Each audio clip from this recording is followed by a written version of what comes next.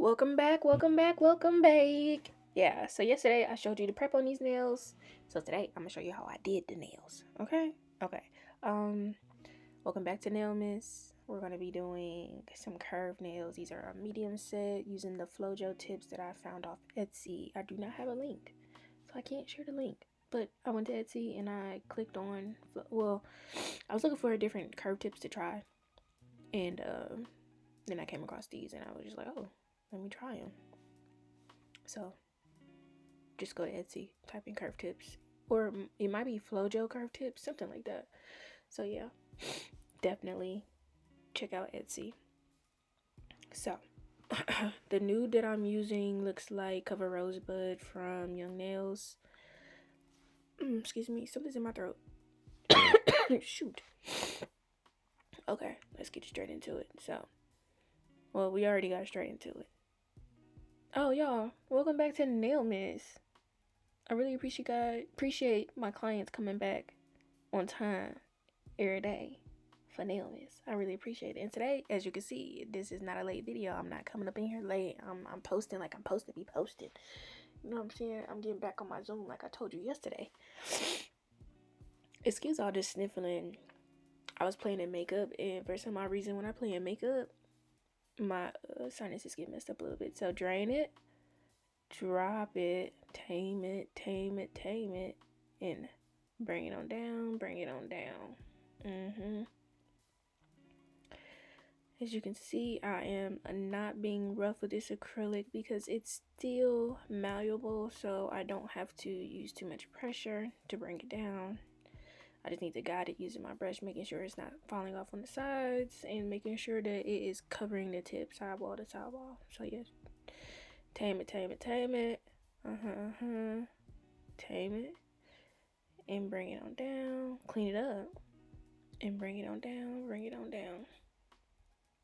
As you can see, I've been learning to clean my brush a little bit more often.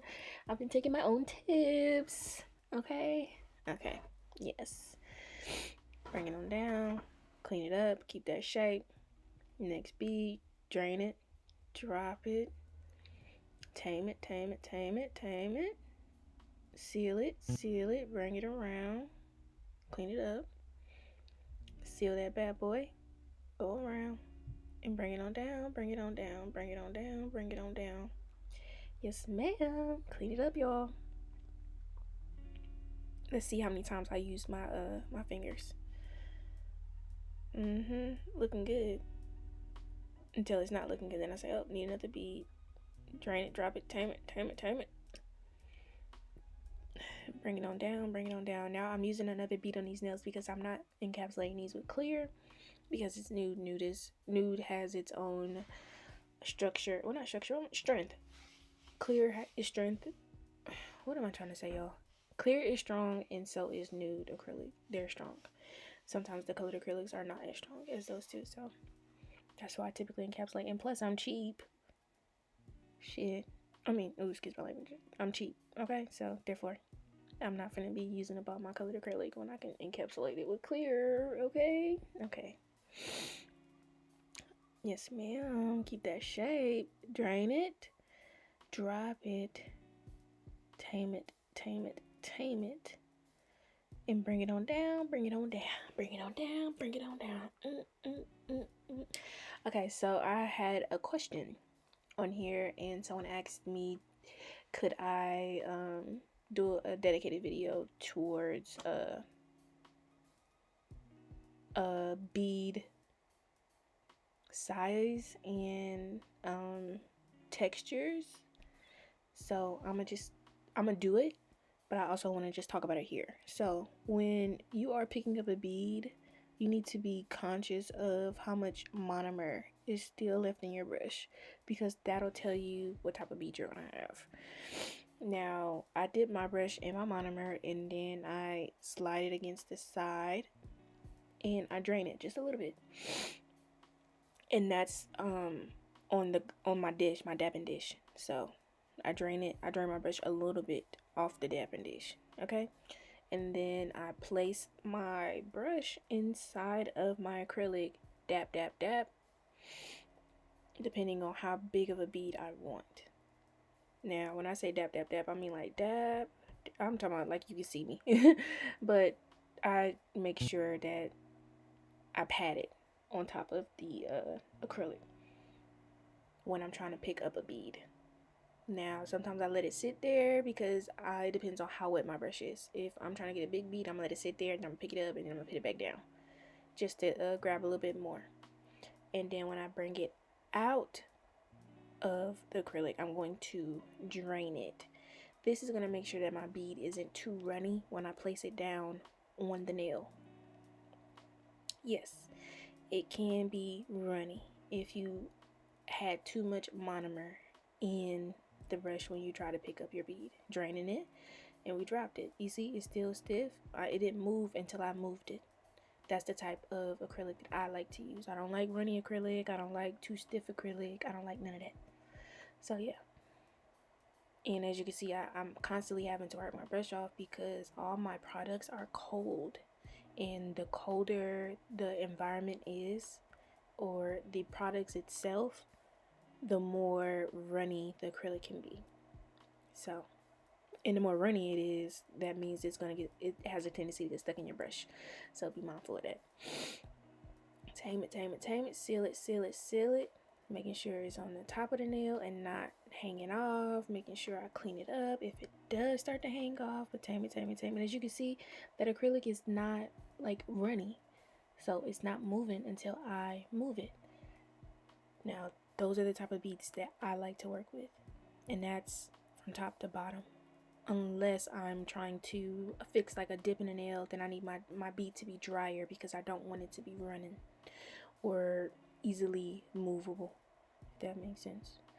Tame it, tame it, tame it. It's a little runny. So now I got to run. If the acrylic is running, that means my brush needs to be running to pick it up and making sure it's not falling off the sides. Okay? That's a thing. So yeah, tame it, tame it, tame it. Drain it. See, I learned my lesson. That last beat was way too runny. Tame it, tame it, tame it. Clean it up. Picking it up. Bring it on down, bring it on down, bring it on down, bring it on down. Side to side, side to side. Making sure our acrylic is coming down with an even application. Yes, yes, yes. Pat it in, pat it in. Now, you see me patting it in, that is just to make sure I get as many lumps and bumps out of it prior to letting the acrylic sit. Tame it, tame it, tame it, tame it, tame it. Seal it, seal it, seal it, seal it, seal it around. Clean it up. Clean it up. Tame it, tame it, tame it. Get it around there, get it around there. As you can see, that acrylic is running on its own. I haven't had to bring it on down. Now I'm bringing it on down. But it was running down on its own. And that's because our nail, like our fingers are at a downward position. So that's always a good thing. Now it is great to guide it as it's going down so it doesn't become unleveled. You know what I'm saying? Because as you can see, I'm twisting the nail this way, twisting my nail that way. Yeah, making sure they have a good thickness. And now I'm taking my hand file and I'm just hitting them sides where the natural nail and the tip meet, and also squaring off the bottom. Because y'all know how I like my curve tips. I like them to be square at the bottom. Yes, square bottoms. Thank you. Thank you. Hit them, hit them, hit them. And square it off. Hit them, hit them, hit them, hit them, hit them, hit them. Yep. Square it off. Now we're going to take our sanding band and we're going to... Oh, I don't know if y'all seen my last trick, but I like to wipe the nails off with alcohol wipe, and that just gets off any excess monomer that I could have left on the nail from doing the application process. So yeah, and now I take my sanding band and I get up in there and I also clean up any tip that I could have left without any acrylic on it. See, yep, clean it up, making sure our curve looks really nice. And also cutting down some of the bulk around the cuticle, considering that these are curved tips. I do tend to make the area around the cuticle a little bit thicker, and that's because I like for my curve to have a curvature on it. Okay. Now I don't know if y'all can hear the fan on this I hear it, but I don't hear it. So I'm gonna keep talking until it's like too much going on. Okay. So yeah, we taking that sanding band and we are hitting it. We going up under the nail, try to thin it out just a little bit. So ain't nobody looking at our clients and like, dang, your nail's thick. Ew, that's gross. And then we going around that cuticle and we gonna cut down the bolt. Yes, looks good. Square it off again. Could have lost a little bit of shape from when we just went up under the nail using the sanding band to thin it out just a little bit. Now I'm taking my Panna extra fine tapered barrel bit. Okay, extra fine tapered barrel bit. Extra fine tapered barrel bit, and I'm hitting that cuticle, and I'm also tapering it in just a little bit more.